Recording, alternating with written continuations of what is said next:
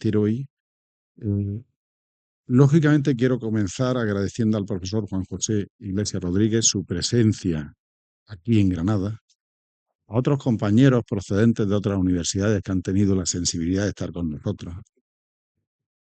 Eh, y esta es la segunda de las conferencias de este miniciclo que hemos dedicado a la conmemoración de la visita de Felipe IV al sur, ¿no? A la tierra del sur. Si el otro día nos tocó la Alta Andalucía, hoy toca la Baja Andalucía y el lujo de poder contar con él. En toda presentación hay una figura que yo creo que es primordial, que es esa persona que introduce a quien habla. Yo quiero agradecer a mi compañero y amigo, el profesor Miguel Luis López Guadalupe, que sea quien vaya a pronunciar las palabras que introducen a nuestro conferenciante. Señalar también que este ciclo ha sido posible no ya solamente por la Cátedra Domínguez Ortiz, sino también por el Centro de Estudios Históricos de Granada y su Reino, un ciclo coorganizado, cuya presidenta pues también nos acompaña. De modo que muchas gracias y sin más dilación cedo la palabra a Miguel. Muy bien, muchas gracias, Paco. Vengo con todo el gusto del mundo. ¿Qué te voy a decir, no? Y más este ciclo que sé el tesón que el profesor Sánchez Montes ha puesto en él, conocedor de la efeméride que conmemoramos, y que me parece muy acertado por valorar en dos ámbitos de Andalucía, la Andalucía oriental y la Andalucía occidental. En torno a esa fecha, 1624, donde pues todo era todavía entusiasmo, posibilidades, oportunidades. eh, se miraba eh, el futuro pues de frente, todo sonaba nuevo, un nuevo rey, un programa político del conde duque de Olivares, poco ajeno a lo que depararían las décadas posteriores, ¿no? Y por supuesto ahí tenía que estar Andalucía, ¿no? Este viaje a Andalucía, esta apreciación del territorio. Yo quiero romper una lanza antes de pasar a la presentación propiamente dicha, que será breve, muy breve, por los estudios que se hacen de la historia de Andalucía desde las universidades, ¿no? Y además, en el caso concreto del profesor Iglesias, empezando pues por el estudio de lo local, ¿no? De los puertos del poniente andaluz, porque la historia de Andalucía hoy se ha empezado a construir desde lo local y no nos damos cuenta del inmenso valor que tiene la historia local, no la historia localista, ¿no? Y el trabajo de las universidades públicas andaluzas a la hora de ir conformando la historia de nuestra comunidad, que hace 40 años estaba prácticamente por hacer, y estaban las directrices pioneras de Domínguez Ortiz, a quien tanto debemos todos, ¿no? Y gracias a Dios, hoy la historia de Andalucía es pujante porque lo es la investigación de historia desde sus universidades. Eh, la Bahía de Cádiz es una zona muy importante en la vida de Juan José Iglesias, ¿no? Porque nació en Puerto Real, porque se formó allí en Puerto Real, luego en el Colegio Universitario de Cádiz, luego en la Facultad de Geografía e Historia de la Universidad de Sevilla. Y bueno, cuando me he puesto a sacar algunas notas sobre su producción, pues prácticamente todos sus trabajos, que son dos centenares, por lo menos, que yo haya visto, suelen tener Andalucía como referente, ¿no? Y enlazo con la idea que comenzaba, ¿no? No debemos olvidar nunca lo andaluz. No solo lo andaluz, porque él se ha dedicado a analizar Andalucía y América y también otras conexiones europeas con Portugal, con Italia, con Malta, pero sin perder ese referente. De hecho, ya lo hizo en su tesis doctoral y continuó en los primeros años de su investigación estudiando las redes comerciales, las élites mercantiles, en lugares tan emblemáticos como Puerto Real, Cádiz, el puerto de Santa María, las Marismas, Nebrija, luego pues, también el Aljarafe, Jerez, Brenes. Es decir, un territorio que para él es muy familiar en todos los sentidos de la palabra, pero desde luego en el de la investigación. Mm, Si leo el título de algunas de sus muchas contribuciones, pues vamos a encontrar referencia al reino de Sevilla dentro de la monarquía hispánica, a los navieros, a los puertos, a la industria naval, a las vías fluviales, a las familias de comerciantes, a las migraciones, grandes migraciones y las migraciones de élite, a los arsenales, a la nobleza, a los poderes, a la ilustración, porque también se detuvo en aspectos de nuestra ilustración, de las sociedades económicas, del pensamiento, del teatro, a la universidad, ¿no? Ese magnífico libro compartido sobre la Universidad de Osuna, que a mí me fascinó cuando lo leí, pero también a las resistencias femeninas, a las tensiones, a las violencias, a los conflictos, a las relaciones con Berbería, a los desafíos, ¿no? Lo decía antes, al patriarcado, al bandolerismo, eh, una línea de investigación que compartimos también durante algún tiempo. Pero quiero mencionar también algo que generalmente en las presentaciones de grandes autores no se menciona, pero está ahí. Es otro que está detrás de la investigación que da lugar a publicaciones que, bueno, los expertos conocemos y muchas llegan al gran público. Estaba pensando en algunos de sus artículos en Andalucía, en la historia, esa revista que es una auténtica joya de la historiografía andaluza, de la alta difusión de la historia de Andalucía. Me refiero a la labor académica. Él ha dedicado muchos años de su vida a las tareas de gestión en la Facultad de Geografía e Historia de la Universidad de Sevilla como secretario, como vicedecano y luego prácticamente 12 años como vicerrector, ¿no? Vicerrectorado de planes de estudio y relaciones internacionales, vicerrectorado de ordenación académica, que son esos vicerrectorados Miura que tienen todas las universidades, ¿no? Que hay que fajarse muy bien para desempeñarlo. Y, por supuesto, la presidencia de la Fundación Española de Historia Moderna, su pertenencia a la Academia de Bellas Artes de Santa Cecilia, y ese otro aspecto para nosotros menos conocido, es su obra poética, que también la tiene, ¿no? Que también la tiene. Horas liminares, a la sombra del viejo ombú.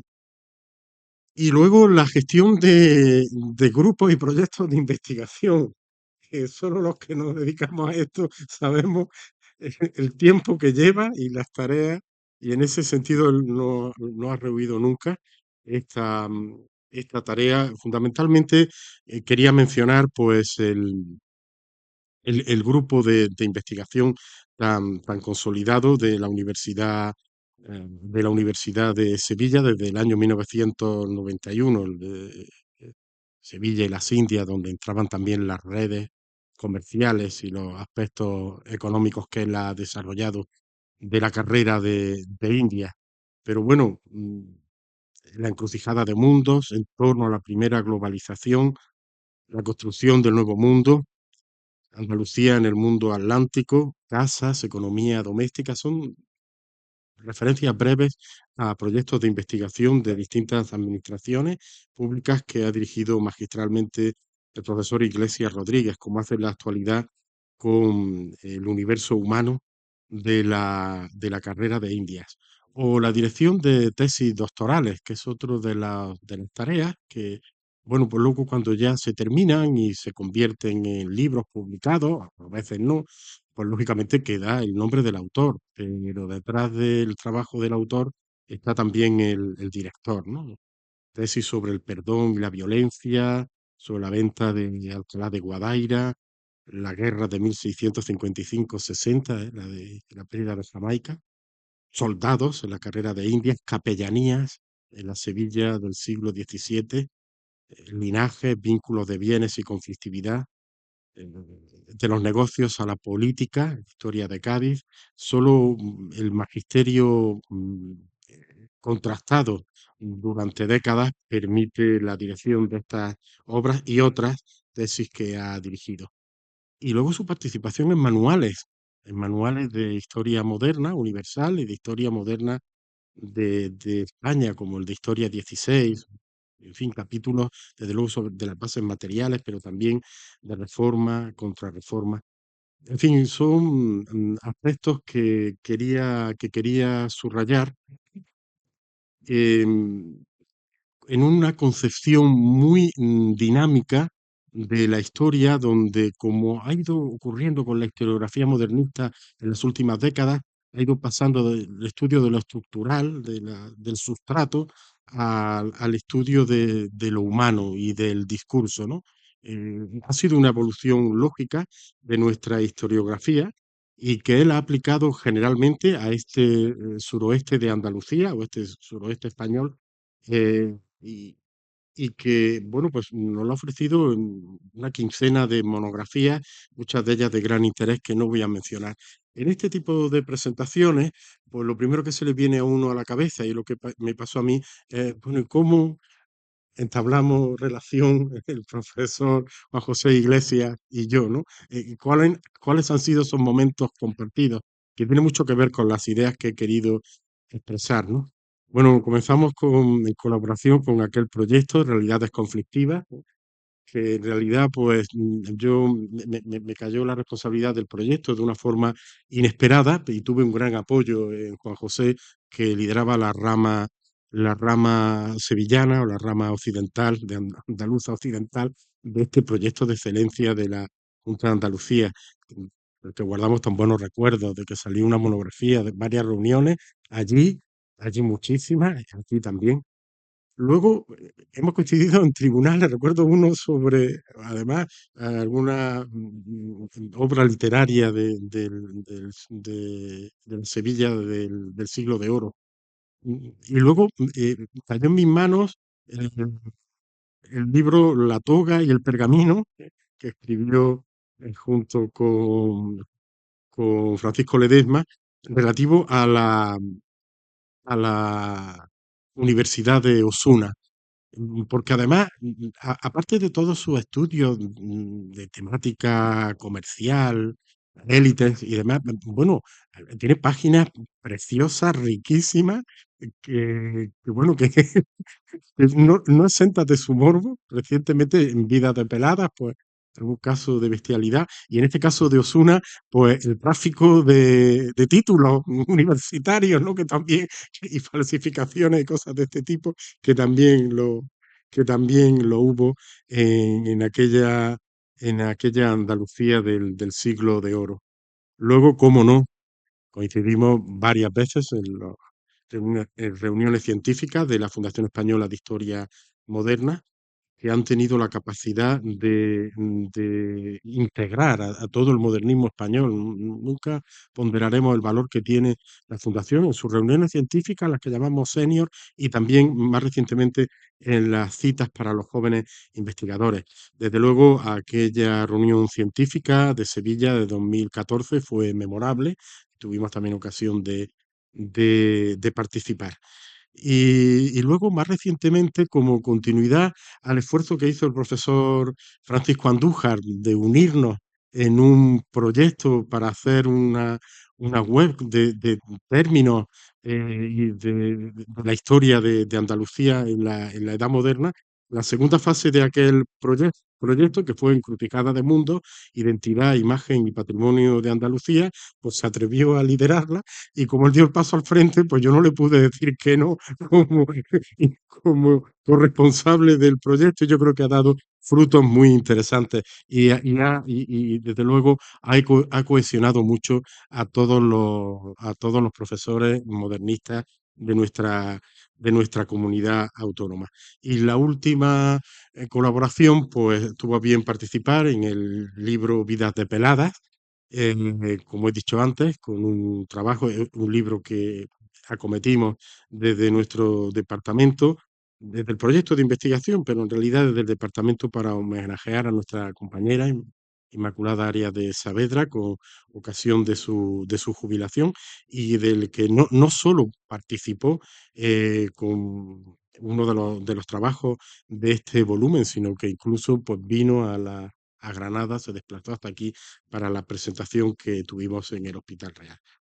Bueno, quiero decir con esto que estamos ante un gran historiador, como digo, de un historiador que se ha preocupado mucho de la realidad andaluza que subyace en toda su obra y de esos grandes constructores de la historia de Andalucía hoy, en nuestra época moderna particularmente, y que no podía faltar a esta cita que nos convocó el profesor Sánchez Monte.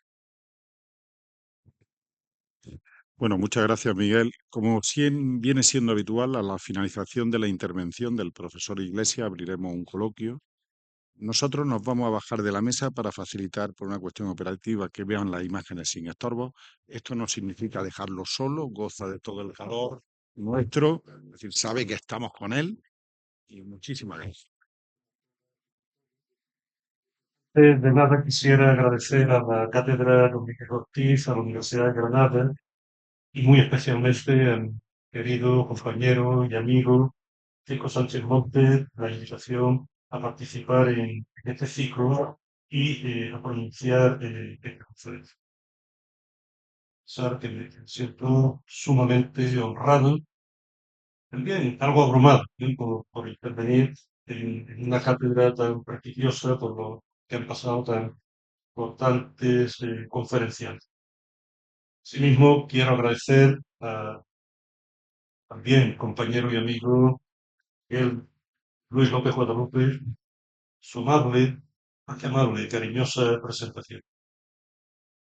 Permitiría resumirle a ustedes todo lo que ha dicho sobre mí. Lo que ha querido decir básicamente sobre mí es que soy mayor. Que me ha dado tiempo a hacer ya muchas cosas, ¿no?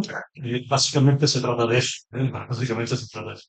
Bueno, yo le agradezco enormemente que ha dicho, la relación que ha hecho mi trabajo y la ponderación que ha hecho de mi trayectoria investigadora y universitaria. Son muchos ya, muy destacados, años de los vínculos que une, lo que explica y significa sus palabras tan generosas hacia mi persona. Gracias, bien, por el estudio, los presentes, históricos y todos los presentes y, bueno, de manera muy especial a mis compañeros de la Universidad de Granada, que están y de otras universidades. Vale, muchísimas gracias. Felicidades y también esta tarde son para mí tan queridas con las que tanto comparto. Y no quisiera olvidar en este capítulo inicial de agradecimiento a las personas del Estado, Plaza, que han hecho posible también Sergio, el Roble, a Maripaz Ortega, el personal de esta casa.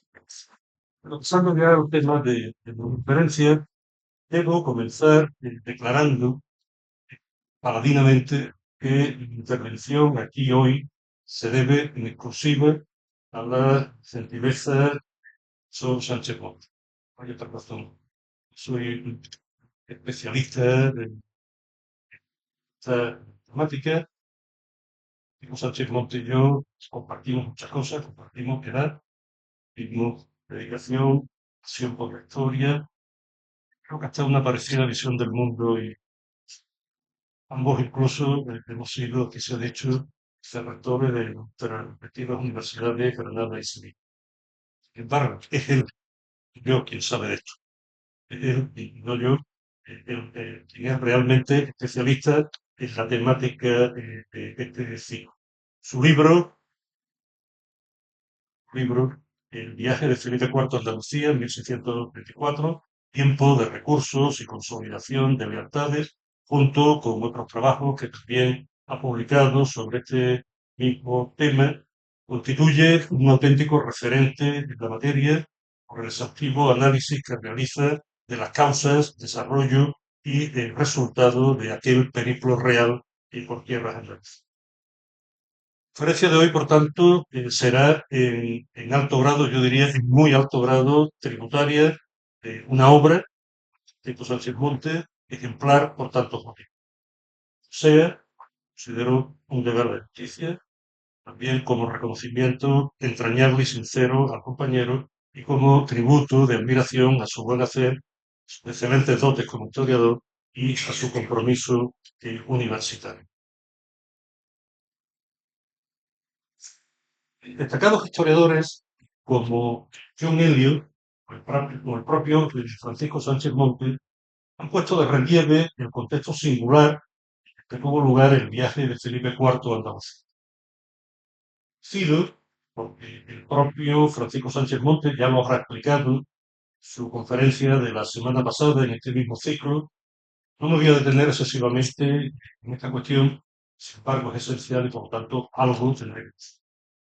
Viene a recordar, en 1624 estamos a comienzos del reinado de Felipe IV, que el relevo en la titularidad del trono de la monarquía hispánica en 1621, su padre, Felipe III, vino acompañado de importantes cambios políticos y de todo. El reinado de Felipe III se había caracterizado por una política que en gran medida se había visto condicionada por los agudos problemas hacendísticos que atravesaba la monarquía.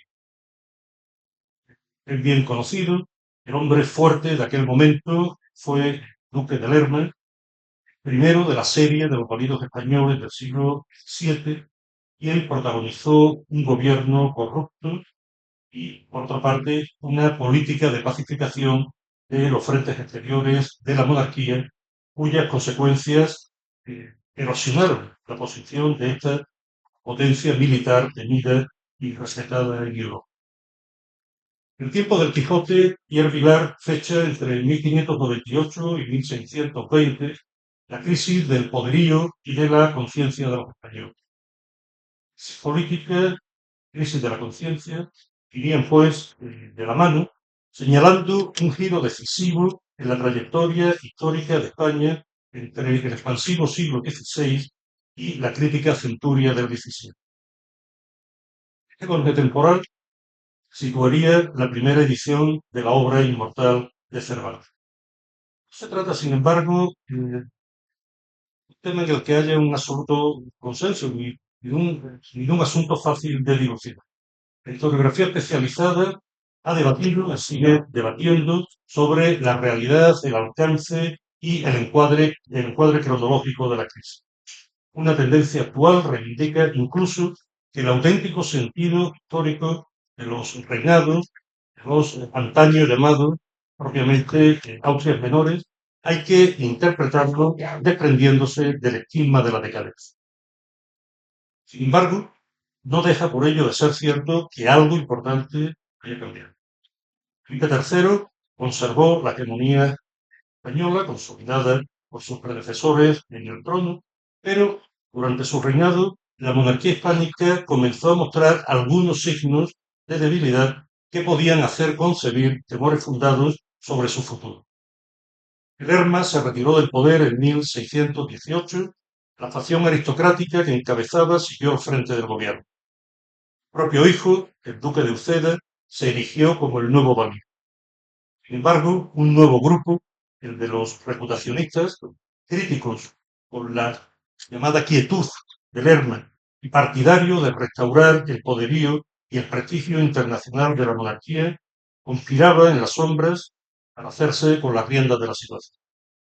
Frente figuraban Baltasar de Zúñiga, hombre de probada capacidad, una larga trayectoria al servicio de la monarquía, y su sobrino, Gaspar de Guzmán, conde de Olivares, gentilhombre de cámara del príncipe heredero. La muerte de Felipe III y la consecuente llegada al trono de su hijo, Felipe IV, en 1621, facilitó la momentánea subida al poder de Zúñiga y, poco después, a la muerte del veterano diplomático, la de Olivares, quien ejerció el valimiento durante 2 largas décadas. Entre tanto, el escenario internacional presentaba importantes novedades. La guerra de los 30 años había estallado en Europa y España se vio inmediatamente implicada debido a la estrecha alianza entre las dos ramas de la dinastía de los Habsburgos, la austríaca y la española. Por otra parte, expiraba la tregua de los 12 años, tanto en Holanda como en España se imponían los partidarios de no renovarla y de retomar el conflicto armado. El gobierno de Olivares se basó en 2 máximos: la formación y la restauración. El objetivo de recuperar el prestigio amenazado de la monarquía hispánica, restableciendo el poderío exterior del que había gozado durante el reinado de Felipe II, que los reputacionistas inspiraban, exigía como paso previo una profunda reforma interna de orden político, económico y moral. Siendo el modelo inaugurado por Felipe II, las iniciativas que en este sentido se adoptaron se encauzaron a través de una Junta Grande de Reformación en la que el valido se implicó de manera directa y activa. La reforma moral era entendida como un requisito imprescindible para fortalecer al país. Se trataba de retornar a la Castilla laboriosa, recia y austera de los antepasados, quizás más el producto sublimación de tiempos pretéritos de una realidad fehacientemente constatada. Medidas que este esfuerzo de regeneración que contempló fueron diversas. Poner fin a la corrupción política, a la constitución, prohibir la vagancia, limitar el consumo de lujo, etc. En fin, todo un reformatorio de costumbres con un cierto aroma puritano. El proyecto de reforma se concretó en la publicación de los llamados capítulos de reformación emanados de la Junta. El rigorismo moral se imponía como presupuesto del designio providencialista de la monarquía. El rigorismo económico, en segundo lugar, implicó el intento de asumir una mentalidad productivista y, sobre todo, de impulsar el comercio como instrumento de enriquecimiento del país en la línea de los postulados mercantilistas dominantes en la Europa de aquel tiempo. La forma de la economía se imponía como un auténtico imperativo. El despliegue de una política de prestigio y hegemonía exigía una monarquía financieramente fuerte, que contara con los recursos hacendísticos suficientes para hacer frente a los desafíos exteriores, muy especialmente a los costos derivados del mantenimiento de un aparato militar poderoso a un tiempo disuasivo y resolutivo en tiempos de guerra. Y ello, a su vez, requería un país próspero, capaz de sostener con sus impuestos un esfuerzo de esta envergadura. Sin embargo, hacía ya tiempo que la economía española mostraba síntomas de agotamiento. La coyuntura había girado en las últimas décadas del siglo XVI y mostraba indicios preocupantes. La demografía ya no exhibía el tono expansivo que la había caracterizado en los años centrales de aquella centuria. La producción agrícola atravesaba también dificultades y la industria castellana se veía incapaz de resistir la competencia extranjera. En 1620 se verificó también un cambio de signo negativo en la coyuntura del comercio atlántico y en el volumen de las arribadas de plata americana, que había constituido un importante pilar de la economía española. Fuerte endeudamiento de la Hacienda Real había arrastrado desde los primeros momentos del reinado de Felipe III a adoptar medidas de manipulación monetaria que crearon serios desajustes en el funcionamiento económico. Sus proyectos de reforma, Olivares pretendía imprimir un impulso a la economía española que la permitiera competir con los países europeos que amenazaban la hegemonía hispánica. Pronto, las dificultades de la Hacienda determinarían que se perseverase en la nefasta política monetaria inaugurada en el reinado anterior, que se intentase aliviar el lamentable estado de las arcas reales mediante una operación masiva de enajenación del patrimonio real. El reformismo político, en tercer lugar, condujo al convencimiento de que la naturaleza compuesta y plural de la monarquía suponía la existencia de territorios que disfrutaban de particularismos y privilegios forales, era un obstáculo para un verdadero programa de poder. La monarquía no pasaba de ser un agregado dinástico carente de organicidad, utilizando palabras de Manuel Rivera. Ella era el núcleo del imperio español, sostenido con el esfuerzo y los impuestos de los castellanos. Olivares sugirió al rey por ello la unificación de sus dominios conforme al modelo institucional castellano. La política de reputación de Olivares exigía, pues, abundantes medios financieros. Estos salían sobre todo de los impuestos de los castellanos y de los recursos procedentes de las Indias, también castellano. El resto de los súbditos, amparados en los particularismos y fueros de cada uno de los reinos y territorios, contribuían en mucho menor medida y no participaban apenas en el esfuerzo de sostenimiento de los frentes exteriores de la monarquía. Pronto, como se hizo con el valimiento, Olivares trató de impulsar la creación de erarios públicos, sostenidos por las contribuciones de los castellanos, y reunió a las Cortes para solicitar la votación de un cuantioso servicio de millones, porque se resistieron. Ciudades mostraron su oposición al incremento de la presión fiscal y exigieron el voto consultivo, condicionando el pronunciamiento de los procuradores al acuerdo previo de los respectivos gobiernos municipales. Los andaluces cabezaron la resistencia a la nueva política.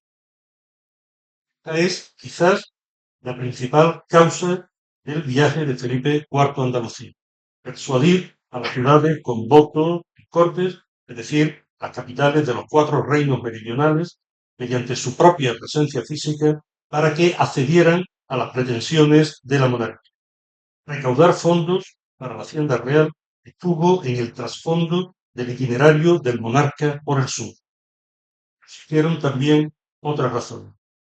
Una carta enviada desde la corte el mismo año de 1624 apunta como principal motivo del viaje el deseo de su majestad de ver a Sevilla visitar las costas. No es extraño que fuese así. Sevilla era la capital económica de la monarquía, el principal referente urbano del sur de España y la cabecera del monopolio comercial americano. En ella residían la Casa de la Contratación, también el Consulado de Cargadores, una institución que representaba a los comerciantes de la carrera de Indias y de la que la monarquía obtuvo abundante crédito y convenientes acuerdos económicos. Bien, foco de fraude y corrupción, incrementados conforme aumentaron los impuestos sobre el comercio americano, como demuestran los recientes estudios de Alfonso X. Un momento.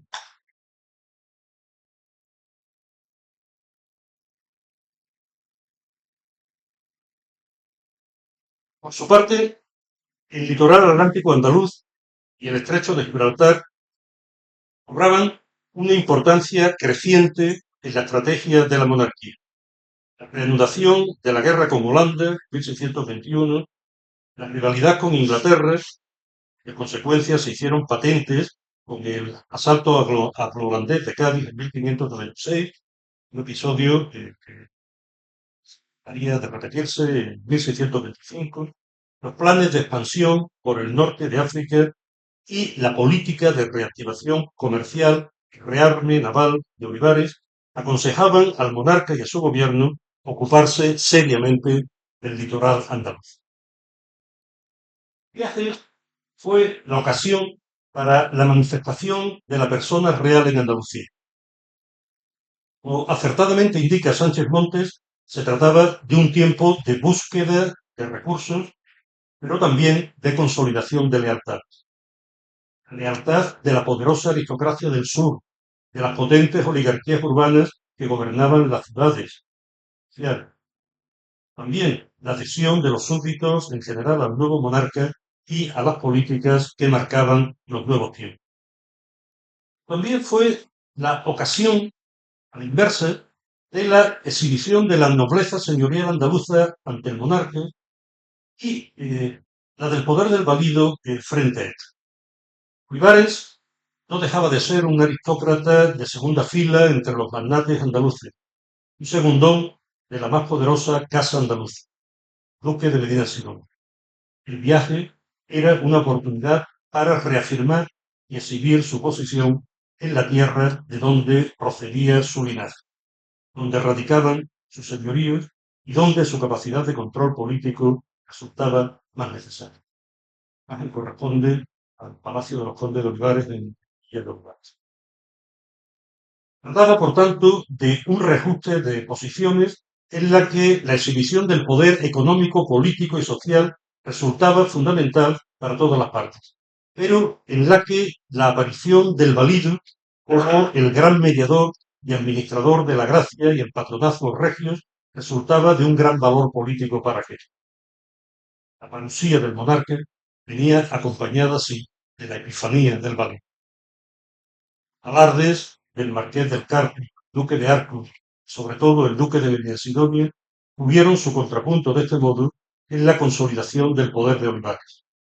En los momentos inmediatamente anteriores al viaje, durante este y en los momentos subsiguientes, Olivares amplió enormemente las bases de su posición y de su estado señorial. En 1623, el cargo de alcaide del Real Alcázar de Sevilla quedó incorporado por juro de heredad a su casa, integrándose en su mayorazgo. El mismo año compró por 100.000 ducados el señorío de Sanlúcar la Mayor. En 1624 adquirió las alcabalas de Tomares. También en 1624 obtuvo del rey la concesión del marquesado de Eliche para su hija. En enero de 1625 el rey lo nombró duque de Sanlúcar la Mayor, pasando a ser conde-duque de Olivares. Domínguez Ortiz decía: Olivares partió al viaje real siendo conde y regresó siendo duque. A continuación, entre 1625 y 1641, el conde-duque adquirió los señoríos aljarafeños, Castilleja de la Cuesta en 1625, Pomares, San Juan de Altafarache y Alcollar en 1627, Coria del Río en 1630, Camas en 1635, Bollullos de la Migración, Palomares, Almensilla, La Puebla del Río, Salteras y Mairena del Aljarafe en 1640. El viaje real desplazó una numerosa comitiva. Salió de Madrid el 8 de febrero de 1624, llegó a Andalucía el 14 del mismo mes, entrando en esta región por la Venta de los Santos, Santisteban del Puerto, para desde allí dirigirse a Linares, Andújar, Carpio, lugar donde el rey fue obsequiado y festejado por el marqués de Carpio, y Córdoba, donde entró el día 21. Las dificultades del viaje fueron numerosas. A los problemas derivados del desplazamiento de los centenares de personas que componían séquito real por malos caminos, algunos de cuyos tramos debieron ser rápidamente compuestos, rápidamente arreglados para el más cómodo paso de la comitiva, se unió una climatología adversa que complicó aún más las cosas. Córdoba, el rey encontró un gran lugar y de noble gente, pero pobre y despoblado. Allí posó varios días, al cabo de los cuales partió el 27 de febrero camino de Sevilla. La jornada concluyó en Écija, la primera ciudad del reino de Sevilla a la que llegó el rey. Bien. Al día siguiente, la comitiva prosiguió camino. En la Monclova esperaba al rey el duque de Arcos, un gran acompañamiento, a fin de honrarlo y obsequiarlo. Allí prosiguió el viaje hasta Carmona, hicieron noche, salió a recibir a su majestad la ciudad de Sevilla, es decir, los representantes de su gobierno municipal. La siguiente jornada discurrió entre Carmona y el convento de San Jerónimo, a las afueras ya de Sevilla, donde el rey pernoctó a la espera de su entrada triunfal el día siguiente. No obstante, tarde, 9 de febrero, el año bisiesto de 1624, Felipe IV ya entró en la ciudad para visitar los reales alcázares, posiblemente a instancias de Olivares, que era su alcaide, que había ordenado que la que había de ser la residencia regia en la capital hispalense hubiese debidamente preparada y aderezada para tan especial ocasión. Sevilla encontró el joven rey al llegar a la ciudad. Una relación de la jornada de Andalucía que escribió Jacinto de Herrera y Sotomayor, gentilhombre de cámara del duque del Infantado. Sevilla era una gran ciudad, rica de edificios y vecinos, tan poblada que aún se habita el río, socorro general de toda España, esperanza común de su ciudad. De 1624, Sevilla conservaba aún el esplendor que la capitalidad de la carrera de Indias había deparado en el siglo XVI, cuando la ciudad se había convertido en aquella gran Babilonia de España, mapa de todas las naciones que alabara el poeta y dramaturgo Luis de Góngora y Argot. Sin embargo, el Horto de Sevilla daría paso al ocaso de la Gran Urbe, después de que el astro hispalense brillara con fuerza en los cielos de la 16ª centuria, según la potente metáfora astronómica que usó el maestro don Antonio Domínguez Ortiz en su célebre obra Horto y Ocaso de Sevilla. De Sevilla no había llegado aún a los precipicios que la abismarían a mediados del siglo XVII en una profunda crisis de la que tardaría mucho en resurgir. La ciudad ya experimentaba los primeros síntomas de un cambio fatal de la coyuntura que la había aupado a las altas cimas de la gloria. Tracción del ritmo del comercio americano, al menos por lo que a sus cifras oficiales se refiere, ya era visible desde 1620, según la obra clásica de Pierre Sumner. Nuevas condiciones de la navegación a Indias hacían además que el Guadalquivir se volviera cada vez más intransitable para las naves, cada vez mayores, del comercio americano. La barra que el río presentaba en desembocadura en Sanlúcar de la Ramera dificultaba aún más el tráfico y era la causa de que muchos navíos se embarrancasen, con graves riesgos de pérdida de las valiosas mercancías que transportaban. Ceso de decadencia de Sevilla, su comercio y su puerto fluvial conoció oscilaciones y resistencias.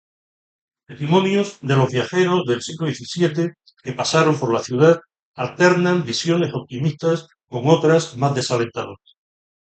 En 1611, el magnate polaco Juan Sobieski fue testigo de un momento que aún era de esplendor y describió Sevilla como una ciudad muy comercial, rica y poblada, añadiendo que su puerto fluvial estaba lleno siempre de sinnúmero de barcos, ríos de guerra y de comercio.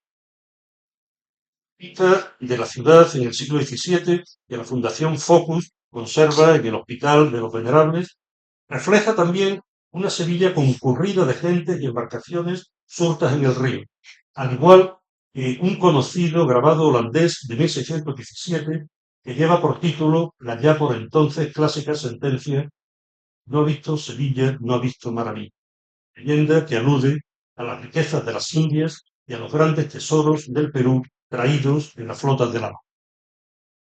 A vista de todo ello, es lógico que Felipe IV y Olivares hubiesen depositadas grandes esperanzas en que Sevilla y su comercio aportasen muchos recursos financieros a la política de restauración de la monarquía. Sin embargo, las semillas de la decadencia ya estaban plantadas en la ciudad. Poeta y cronista sevillano Francisco de Rioja, hombre de confianza del valido, de exaltación y justificación, empleó su pluma, sintetizó en 1633 con estos versos la decadencia ya visible de Sevilla. Vivir, sin otro tiempo ornaste con oro tu excesiva y alta frente, si diste celso nombre en tu corriente, con los blancos vellones que doraste, ya, culpa del tiempo, así trocaste tu gloria, tu esplendor puro y luciente, admirable a la más remota gente. Ello, solo sombra, nos dejaste. Trocaste tu gloria.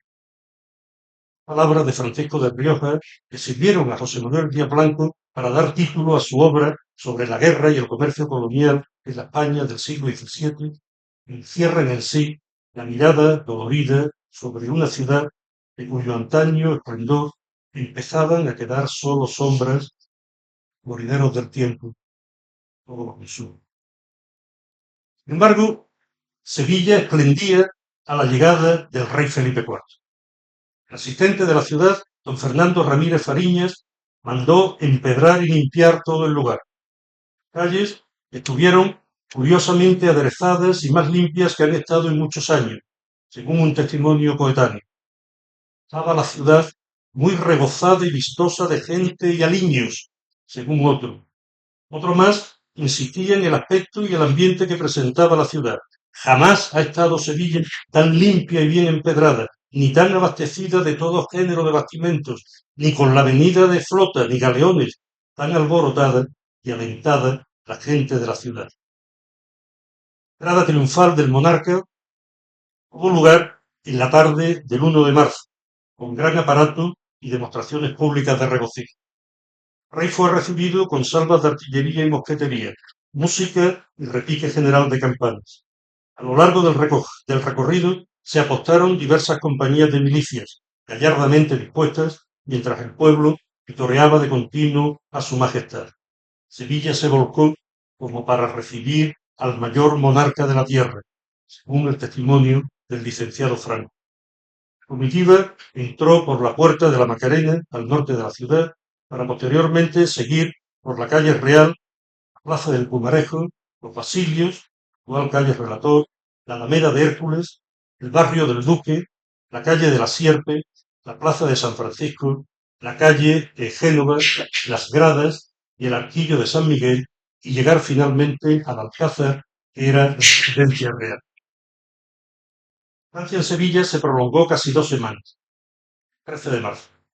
Durante aquellas jornadas, la ciudad obsequió al rey con espectáculos de máscaras, luminarias, castillos de fuego de artificio y otras demostraciones. En fin, se puso en marcha todo el aparato organizativo y simbólico del facto público barroco, como lo ha estudiado Jaime García Bernal.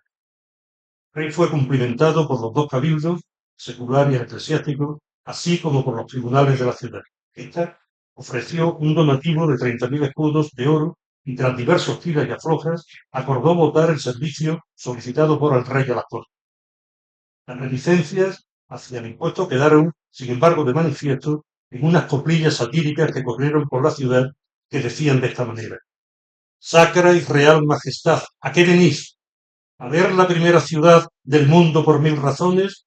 No, ni a ver sus escuadrones, ni sus fiestas. ¿Pues a qué? Escuchad y os lo diré. A 72 millones». Una noticia que Francisco Sánchez Montes recoge también en su obra, que llama poderosamente la atención.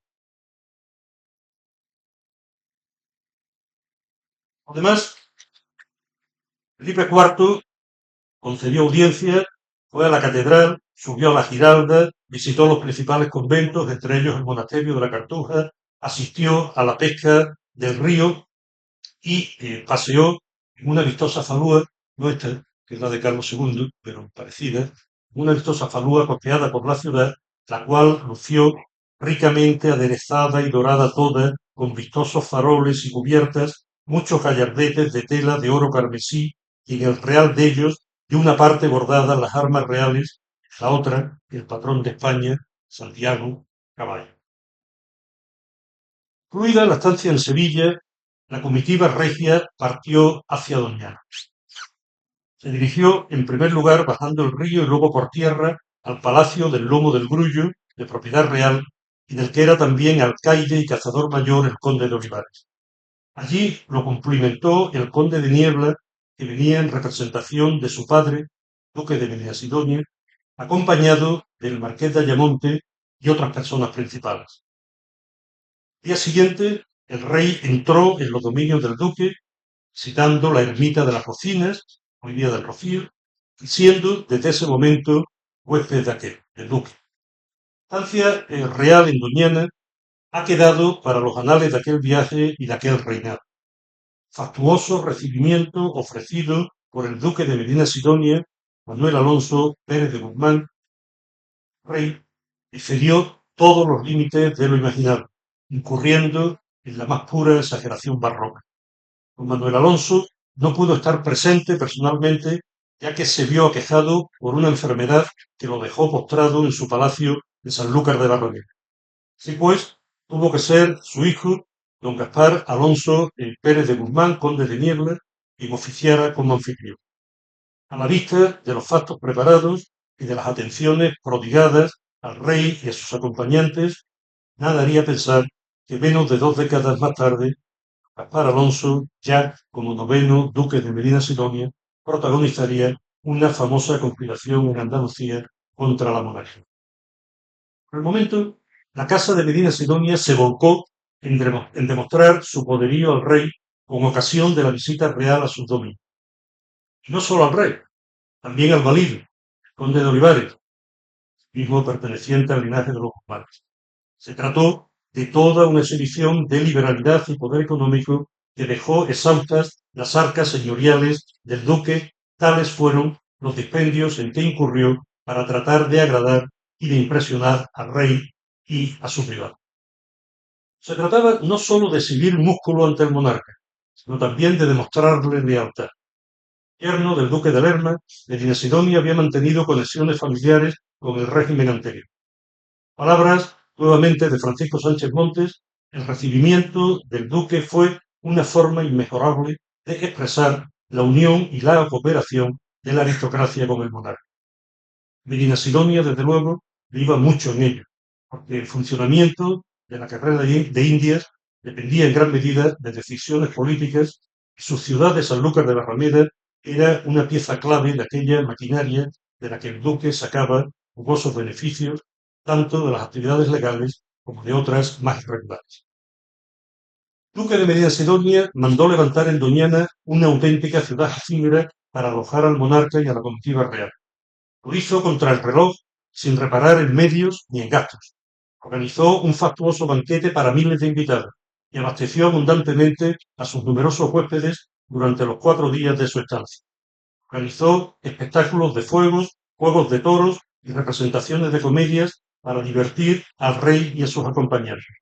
Obsequió con costosos regalos al rey y a los personajes más destacados de su séquito. En fin, actuó como entendió que correspondía para estar a la altura de su elevada posición y de la grandeza de su casa. Se calcula en cerca de 300.000 ducados los gastos que para el duque de Medina Sidonia reportó la estancia regia en su dominio. Una auténtica fortuna. Mientras tanto, el rey se entretuvo cazando venado, jabalíes y aves acuáticas en aquel privilegiado paraje natural, practicando así una de sus mayores aficiones, la actividad cinegética, en uno de los mejores y más pintorescos cazaderos de España. El 19 de marzo, Felipe IV cruzó el Guadalquivir para ir a Sanlúcar de Barrameda, donde visitó al duque y le agradeció sus atenciones, nombrándole miembro del Consejo de Estado. Allí partió hacia el puerto de Santa María, señorío que era de otra importante casa, en este caso la de Medinaceli. En esta ciudad, importante por ser el invernadero de las galeras de España, el rey no pasó más de un día, pues el siguiente objetivo de su viaje no era otro sino Cádiz. Poco dicen las relaciones coetáneas de la breve estancia de Felipe IV en el puerto. Tiempo después, en 1764, el historiador historiador ilustrado, Anselmo José Ruiz de Cortázar, escribió acerca del paso del rey por la ciudad, su puerto de Santa María, ilustrado, compendio historial de sus antigüedades, lo siguiente. Ilustró nuestro puerto con su presencia el rey don Felipe IV, año de 1624, haciendo su entrada el 19 de marzo, acompañado del infante don Carlos, su hermano, conde duque de Olivares, entonces solo conde Olivares, dice esto, el almirante de Castilla, el nuncio, el patriarca, el confesor y otros grandes señores y oficiales de la Casa Real, como refiere don Gonzalo de Céspedes. Estuvo en él hasta el siguiente, 20 de marzo, que, declarada la partida para Cádiz, el duque de Fernandina, general de las galeras de España, previno su escuadra de 10 galeras surtas en el río de este puerto, es decir, en el Guadalete, para conducir al rey y a su real familia por mar. Entró el rey en la capitana con el infante y algunos señores grandes, que iba el duque de Fernandina. Los demás de su familia se embarcaron en las restantes galeras, a las que siguieron diferentes barcos, caiques y fanúas, saliendo de este río, atravesando la bahía de Cádiz, entre una movediza e inestimable población de navíos, saetías, yabarras, tartanas y otras embarcaciones menores, todas emparesadas de banderas, flámulas, gallardetes y grímpolas. Al pasar por los navíos se alternaban las salvas de sus artillerías con las de la plaza y castillo de Cádiz y el suave eco armonioso de clarines, oboes y otros instrumentos músicos militares. El rey llegó a Cádiz, donde entró por un muelle de madera y un pórtico que se abrió en la muralla junto a la llamada Puerta de Sevilla. Así relató el carmelita Fray Jerónimo de la Concepción en su Emporio del Orbe la llegada de Felipe IV a la ciudad. Vióse el muro que hace frente a la bahía, junto a la Puerta de Sevilla, por un muelle artificial de madera con balaustres de diversos colores, entró su majestad debajo del palio que llevaban los regidores más antiguos, vestidos con ropas carmesíes. Quedáronse en la casa de don José Centeno y Ordóñez, caballero del Orden de Santiago, almirante de la Armada Real en propiedad, y de don Diego Centeno y Ordóñez, caballero del Orden de Santiago, su hermano. Cádiz, que Felipe IV encontró, era una ciudad parecida a la que había sido en el siglo precedente. Es decir, una todavía pequeña ciudad que jugaba al mismo tiempo un papel mercantil y militar. Debido a su ventajosa situación, Cádiz se había constituido en un ventajoso puerto de escala del comercio practicado entre el Mediterráneo y el Atlántico en los siglos bajos medievales. Asimismo, jugó un papel muy importante en las relaciones con el norte de África, de cuyo comercio gozó el monopolio otorgado por los reyes católicos, y en el tráfico de importación y redistribución del azúcar canario. Ello propició la presencia en la ciudad de dinámicas colonias mercantiles extranjeras, entre las que destacó la genovesa. La apertura del tráfico colonial americano no hizo sino reforzar más aún el papel comercial de Cádiz. El monopolio del tráfico con las Indias se estableció en Sevilla. Cádiz jugó un papel notable en el comercio americano desde un primer momento, contando desde pronto con una tabla y un juzgado de Indias dependientes de la Casa de la Contratación sevillana. Cádiz desempeñó así un papel complementario de Sevilla en el diseño original de la carrera de Indias. La razón de ello consistía en la excelente disposición de su bahía como puerto mercantil y militar. Agustín de Orozco, en su Historia de la ciudad, redactada a fines del siglo XVI, no mucho antes de la visita de Felipe IV, se refiere al puerto gaditano con estas palabras: la bahía y su puerto le viene a esta ciudad, a esta isla y ciudad de Cádiz, los principios de su estimación. Llámase bahía por ser ensenada del mar, grande, hondable y limpia de bajíos.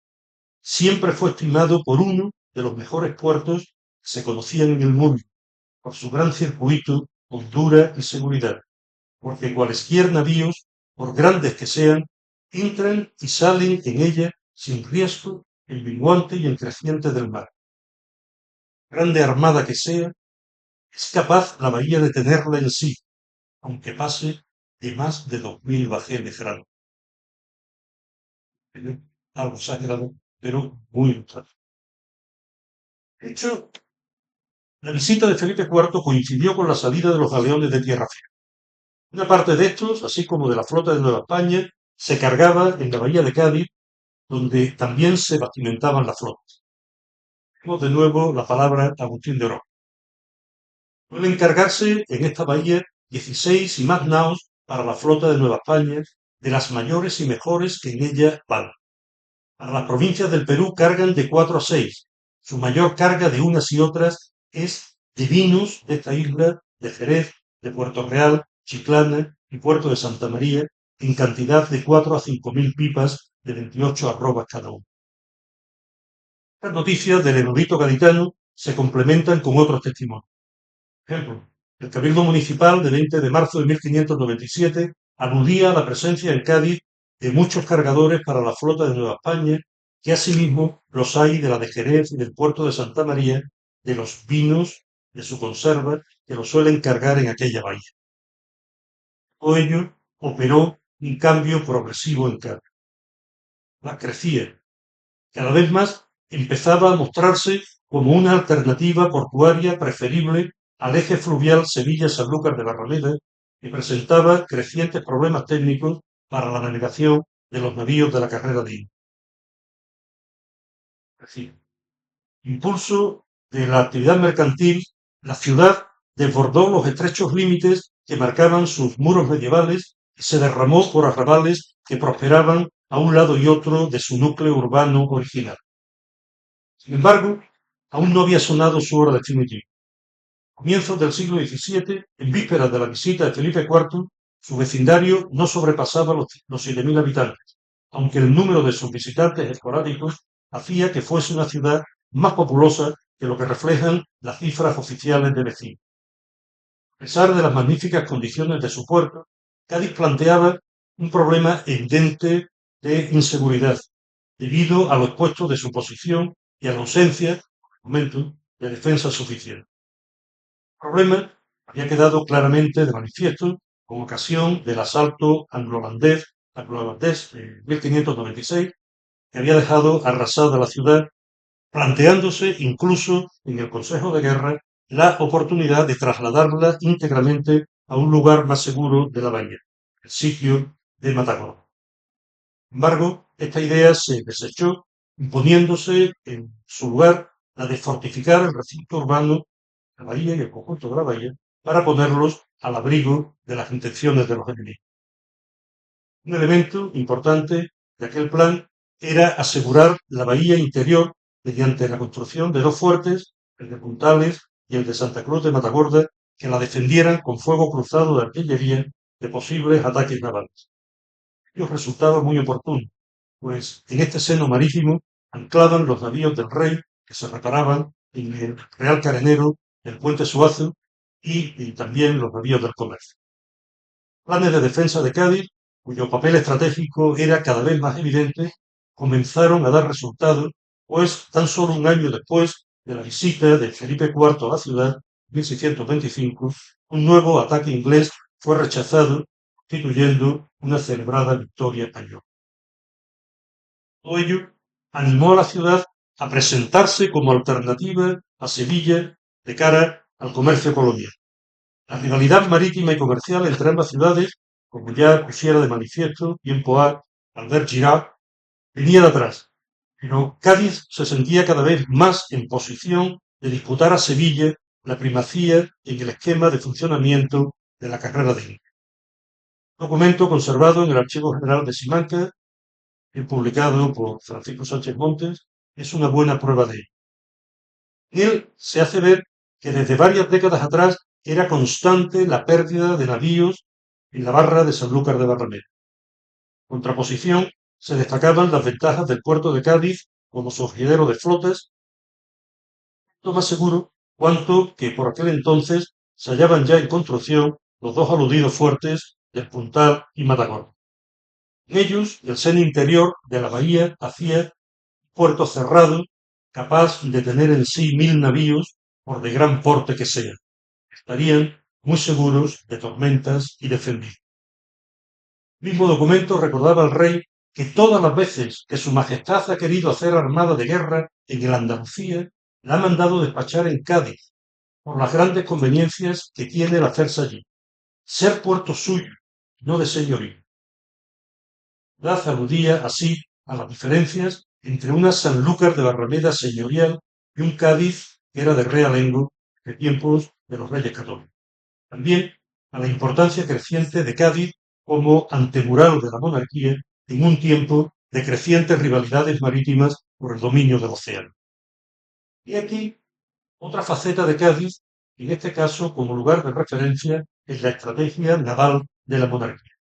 Cádiz unía a su papel comercial su condición de presidio militar. Ambas caras de la moneda aparecían en estrecha relación en el documento referido, en el que la ciudad ponía de manifiesto sus pretensiones al monarca. Así, en su párrafo final, este argumentaba lo siguiente. Me refiero al documento, antes resultaría grandes beneficios de poblarse y engrandecerse Cádiz, que es el escudo de su defensa, su puerto principal para el comercio. Pues es cierto que cargan más los vecinos de Sevilla en las naos de Cádiz que no los propios vecinos de ella. Estando bien poblada y en defensa esta plaza, se excusaría la mayor costa de su presidio, y la que Sevilla con tanto gasto suele hacer socorrella en ocasión de enemigos, estando con falta de gente. Todo el aumento de Cádiz viene a parar en Sevilla, que es el estómago que lo digiere, yendo pasado por esta garganta. Esto es sumamente expresivo. Los 5 días que Felipe IV Estuvo en Cádiz del 21 al 25 de marzo de 1624. El rey concedió mucha atención a los asuntos militares, uniendo, según palabras de Fray Jerónimo de la Concepción, lo que más convenía a su seguridad y fortaleza. Y era tanto el celo con que miraba el buen orden de la milicia, que él mismo en persona visitaba de noche las centinelas, repartiendo entre los soldados muchas mercedes y gran suma de ducados. Al mismo tiempo, la ciudad festejaba a su monarca. Corrieron 30 toros en la Plaza Mayor, espectáculo que el rey contempló desde los balcones de don Luis de Valenzuela Marrozo, caballero de Santiago, cuyo festivo empleo, continúa el carmelita, se miró aquella plaza tan cargada de joyas, perlas y alhajas como adornada de las más primorosas y costosas colgaduras que tributaron las Indias y la Italia, donde el aseo y la hermosura de las damas abreviaron nueva corte. Si a este tenor debieron proceder los fuegos artificiales, las luminarias y otras invenciones gozosas, no hay duda, sería Cádiz una Babilonia en compendio. Luego, dando sin duda de igualarse a Sevilla, aparece, como puede comprobarse, la metáfora babilónica. Viernes 22 visitó el rey las armadas y don Fadrique de Toledo le obsequió con 10 escopetas con fundas de terciopelo y oro. Domingo 24 volvió su majestad a bordo para recorrer las armadas surtas en la bahía. Todas estas entradas y salidas se saludaba la presencia del rey con salvas. Lunes 25 contempló el monarca un simulacro de batalla naval y una escaramuza en tierra, llamado Campo de la Jara. Monarca no paró de repartir mercedes entre soldados y cortesanos. En todas aquellas ocasiones acompañó a la persona real Olivares, aliento de aquellos bríos, frío de aquellos alientos, según las lisonjeras palabras de Jacinto de Herrera y Sotomayor, cronista de aquella jornada regia, que no dudó en exaltar el papel del valido como muñidor de aquel viaje y en suma como hablante del rey planeta y de la pesada maquinaria de la monarquía que éste encarnaba. El 26 de marzo abandonó Felipe IV Cádiz para dirigirse a Gibraltar. Entró de nuevo en tierras guzmanas, pues aquella noche durmió en Medina Sidonia, y desde allí partió el día siguiente hacia Tarifa, transitando por muy malos caminos, por los que la comitiva regia pasó nuevas y penosas dificultades. El 9 de marzo llegaba a Gibraltar, sede de la escuadra del Estrecho y plaza de gran importancia estratégica. Como destaca Sánchez Montes, cita literal, la visita al extremo sur peninsular se sitúa en línea con la estrategia militar vista en Cádiz, aunque también pesaban otros intereses de carácter económico que enlazan con el paso por Sevilla. Refiere el historiador al papel asignado a Gibraltar, en la creación del Almirantajo de Sevilla, concebido por Olivares como medio de impulsar el comercio con los Países Bajos españoles. El 30 de marzo, Felipe IV salía de Gibraltar para dirigirse a Málaga y luego a Granada. Eso forma ya parte de otra etapa del viaje, en la que a buen seguro dio buena cuenta colega Francisco Sánchez Montes en su conferencia de la pasada semana, por lo que puso a abordar aquí su narración. Voy concluyendo. La estancia de Felipe IV en tierras del Reino de Sevilla duró exactamente 33 días. El rey llegara a Écija el 27 de febrero de 1624, hasta que salió de Gibraltar el 30 de marzo del mismo año. En aquel poco más de un mes pasó 12 días en Sevilla, 5 en Doñana y 5 en Cádiz, 22 días en total. El resto del tiempo se le fue básicamente en tránsito. Breves paradas en Écija, Carmona, Sanlúcar de Barrameda, el puerto de Santa María, Medina Sidonia, Tarifa y Gibraltar. Esta distribución de tiempos y etapas es demostrativa de la jerarquía de los lugares y de la importancia relativa concedida a cada uno de ellos por el rey y por su gobierno. Sevilla, como capital del reino y de la carrera de Indias, cabeza de la segunda archidiócesis de España, sede de importantes instituciones tribunales de justicia y mercantiles. Miana y Sanlúcar de Barrameda como posesiones del más poderoso señor de Andalucía, con quien convenía atar lazos de lealtad y colaboración, también a quien convenía debilitar por medio de los cuantiosos gastos derivados de la hiperbólica demostración de su grandeza. Cádiz como importante plaza mercantil, posible relevo de Sevilla en la cabecera de flotas de la carrera de Indias y estratégico presidio militar en la nueva estrategia atlántica de la monarquía. Tratar por parecidas razones en el ámbito estratégico y militar. Viaje no rindió los frutos esperados en el plano político de la relación con la ciudad.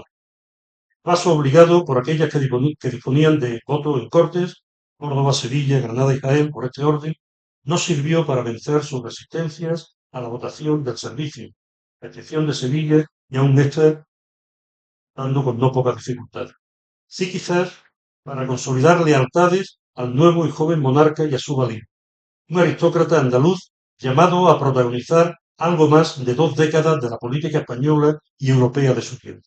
También para que Olivares hiciera de introductor del monarca y mostrara su posición y su poder e incrementara las bases de este allí, en la tierra en la que tenía su origen y su señorío.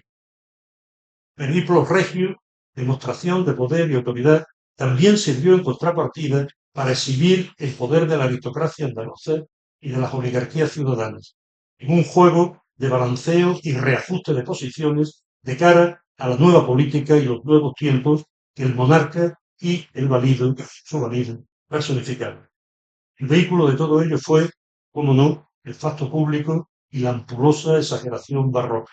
Entradas reales, fiestas y demostraciones, a pesar de la contención pedida por el monarca en un tiempo de reformación puritana, contención del gasto, costosos regalos y prodigalidad regia en la concesión de merced. Un tiempo, dicho al principio, Miguel Luis, era un tiempo todavía de optimismo. Fe en la grandeza del rey planeta y en la restauración de la reputación de la monarquía tras el corrupto régimen y la inacción de Lerma y sus secuaces en el gobierno de Felipe III. Pronto llegaría el desengaño. Rocco fue una época de apariencias, espejismo, melancolía, como ha sostenido Aurelio Musi recientemente, desengaño. La empresa número 46 de su idea de un príncipe político cristiano, el escritor y diplomático Diego de Saavedra Fajardo partió del símil de la refracción de la imagen del remo sumergido en el agua para avisarnos del engaño que deriva de la opinión, de las ilusiones que nacen de la percepción de la realidad y el desajuste entre aquella, la apariencia y la verdad misma de las cosas.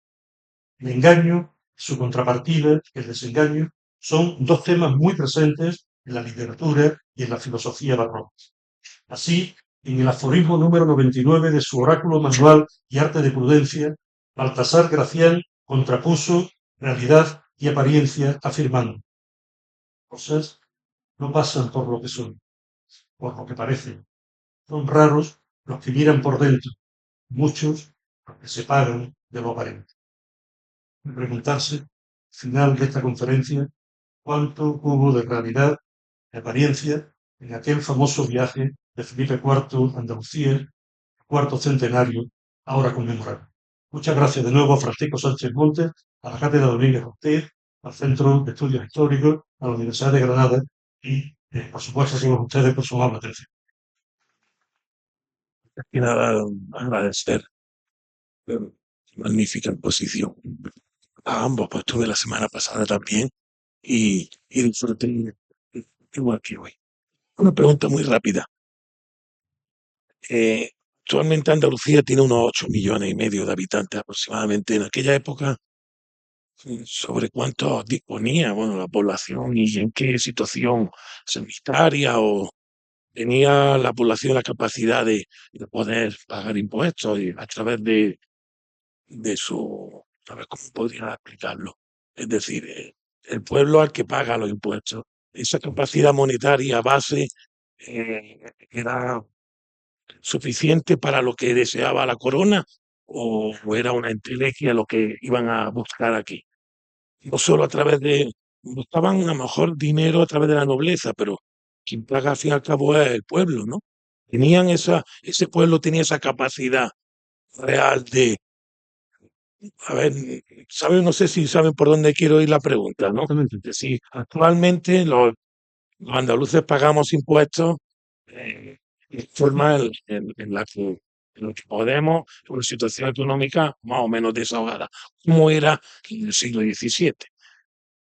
Eh, Esto yo ya sé que la pregunta a lo una mejor es pregunta algo general. compleja, pero Bueno, un poco comparar la situación actual con la de hace 4 siglos, en ese sentido. Muchas gracias. sí, gracias a usted. Bueno, muy diferente, claro.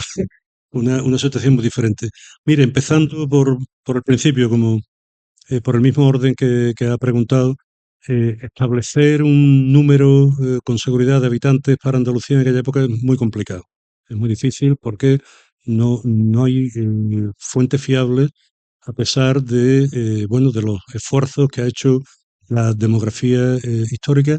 Eh, lo que sí está claro es que en aquellos momentos estaba ya más que iniciada, bastante avanzada una nueva fase de la coyuntura poblacional, de la coyuntura demográfica de signo crítico, en frente a la expansión del siglo XVI en toda Castilla. Andalucía formaba parte de la Corona de Castilla aproximadamente desde 1580 y en algunas zonas desde incluso antes, posiblemente desde la década de los 60, se ha entrado en una fase primero de desaceleración demográfica y ahora podemos hablar de estancamiento demográfico. Los compañeros me corregirán, que los tendrán posiblemente más presentes, pero posiblemente podríamos estar hablando eh, para toda España de unos 7 millones de habitantes aproximadamente para finales del siglo XVI, 7.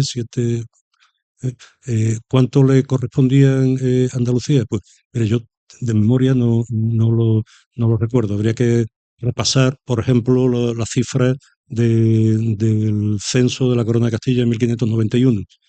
Luego las fuentes del 17 no son fiables. En cuanto a la situación económica y a la capacidad contributiva de los andaluces, ¿no? También el giro de la coyuntura se había extendido a la producción agraria, a la producción manufacturera y, como acabo de decir, al comercio, aunque sobre esto último hay mucho debate porque, claro, las cifras del comercio, particularmente las cifras del comercio con América, se basan en registros oficiales y, como se sabe, el fenómeno del fraude se incrementó fuertemente en el siglo XVII como resultado principalmente del incremento de la presión fiscal sobre la carrera de India. Claro, una población que está estancada o incluso en retroceso y empobrecida por una coyuntura económica negativa es una población que tiene menos capacidad de contribuir. Y sin embargo, las exigencias fiscales de la monarquía no hicieron sino aumentar, sino incrementarse por una razón muy sencilla, porque la monarquía estaba empeñada en el sostenimiento de su imperio y esto la arrastraba a guerras continuas y sobre todo muy costosas. Y el peso de esa fiscalidad recayó fundamentalmente en los pecheros, en la población contribuyente de la Corona de Castilla, de la que formaba parte Andalucía. Claro, y esto iba a ir creando una serie de desajustes.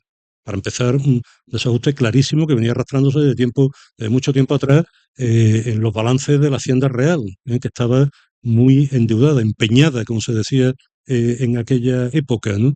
Pero también desajuste en la capacidad de una sociedad tensionada por la crisis y tensionada por las exigencias militares y hacendísticas de la monarquía, lo cual terminaría por llevar a problemas como fueron pues aquella cadena de motines urbanos que se produjo en Andalucía en los años finales de la década de los 40 del siglo XVII y los años iniciales de la década de los 50, que estudiara en su día don Antonio Domínguez Ortiz, al que tanto recordamos hoy en sus alteraciones andaluzas, ¿no?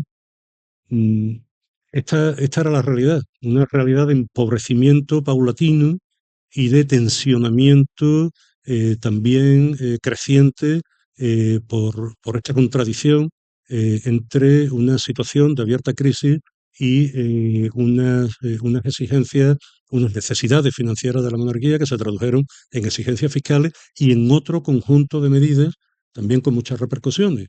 La enajenación del patrimonio reino, del patrimonio regio, la manipulación de la moneda, todo el problema del vellón, etcétera. Si no sé si contesto con esto a su pregunta. ¿Hay alguna otra intervención? Bueno, pues resta agradecer a Héctor Iglesias su excelente, reitero, intervención. Esto es un camino, ¿no?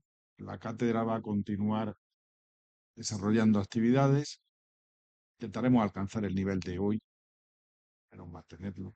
Nos lo ha puesto difícil. No pierdan la información de la sucesión de actividades. Muchísimas gracias. Muchísimas Muchísimas gracias. Gracias.